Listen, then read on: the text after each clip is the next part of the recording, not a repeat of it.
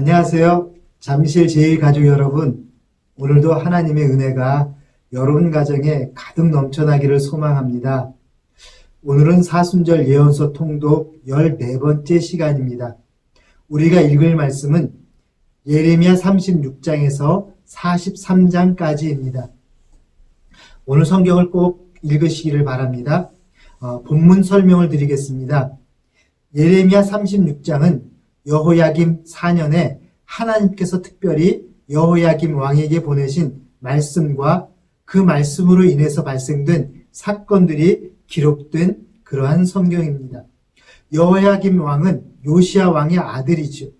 요시야 왕이 애굽왕 바로느고와 전쟁을 벌이다 죽임을 당한 후에 신복들이 그 아들 여호아하스를 왕으로 세웠는데 애굽왕 바로느고가 이 여호아하스를 패하고는 대신하여 왕을 세웁니다.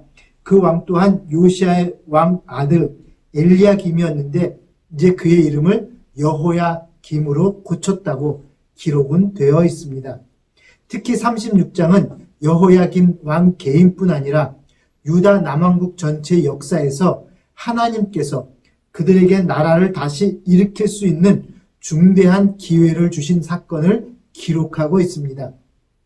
우리 다 같이 3절 말씀을 같이 읽겠습니다.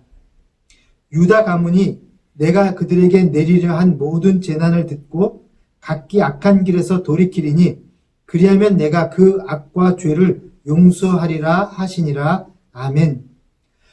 이처럼 나라와 민족의 운명을 뒤바꿀 수 있는 결정적 기회를 하나님께서 허락해 주셨는데 여호야김은 그 기회를 어떻게 활용했을까요? 나라의 흥망에 달린 이처럼 중대한 운명을 뒤바꿀 수 있는 결정적 기회를 그는 과연 어떤 선택을 했을까요? 23절 말씀 한번 같이 읽겠습니다. 여후디가 선호 쪽을 낭독하면 왕이 면도칼로 그것을 연하여 베어 화롯불에 던져서 두루마리를 모두 태웠더라. 결국 이 유다왕 여호야김은 남유다 왕국을 기사회생시킬 수 있었던 마지막 기회를 놓치고 멸망의 길로 가는 특급 열차에 오르게 만들고 말았습니다. 37장에서 43장까지는 유다의 마지막 왕 시드기야의 즉위 아래 유다의 마지막 날들이 숨가쁘게 그려지고 있습니다. 예레미야 39장 1절에서 3절을 한번 같이 읽겠습니다. 유다의 시드기야 왕의 제9년 열째 달에 바벨론의 느부갓네살 왕과 그의 모든 군대가 와서 예루살렘을 에워싸고 치더니 시드기야의 제11년 넷째 달 아홉째 날에 성이 함락되니라.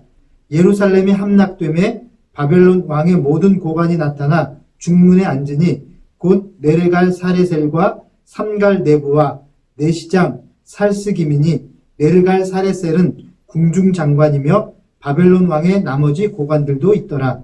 결국 남유다는 하나님의 말씀을 버리고 순종치 않으므로 바벨론에 의해서 멸망을 당하고 맙니다.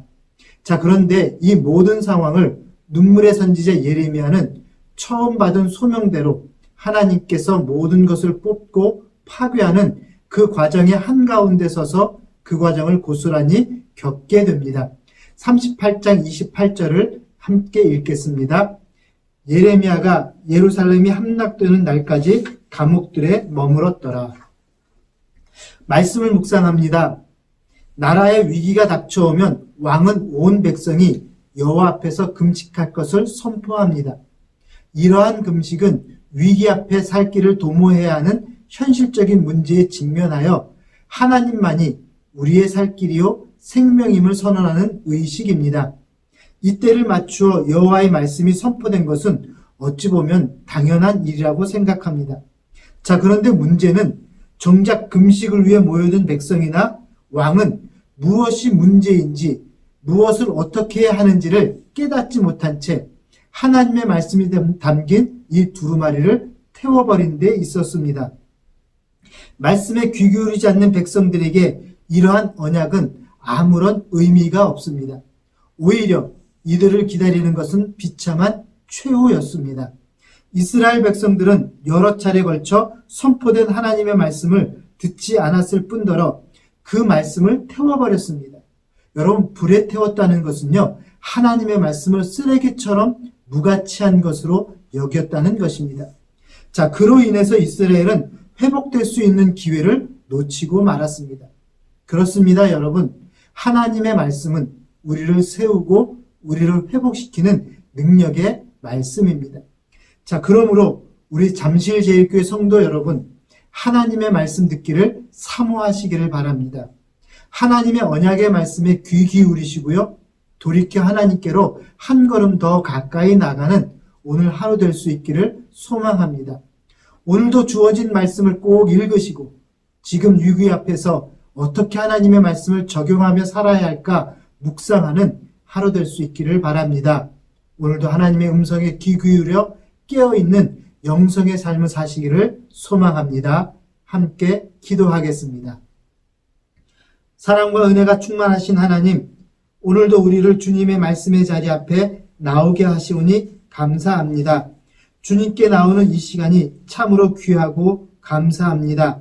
하나님께서 긍휼하심으로 우리를 감싸주시기에 주님께 나와 위로를 받으며 하나님께서 매일 우리가 살아갈 영혼의 양식을 내려주시기에 주님께 나와 힘을 얻고 하나님께서 성령을 통하여 우리에게 능력을 주시기에 주님께 나와 용기를 얻습니다.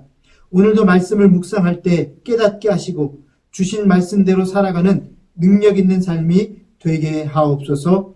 예수님 이름으로 기도합니다. 아멘.